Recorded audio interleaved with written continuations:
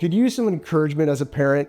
It's so easy to get discouraged, isn't it? Especially with so many challenges and the exhaustion of raising kids. And with all those cultural currents navigating around us too. We want you to know that we're here to help. Hello, we're Jay and Greta Kennedy, and we want to share with you an amazing equipping opportunity coming up this April. It's the FamilyLife Canada Parenting Conference. It's back. It's happening April 20th to 29th.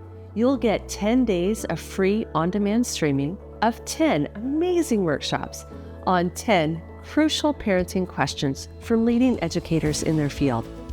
And if you're anything like us, you are busy parents. So, good news. There's no webinar attendance required. You just watch some of those workshop videos or the podcast versions at your convenience whenever it fits into your life. We've got a great lineup of talks again this year. Topics like, how can I have fewer battles with my kids about technology? Oh yeah. Or how can I pass on authentic faith? Such good questions.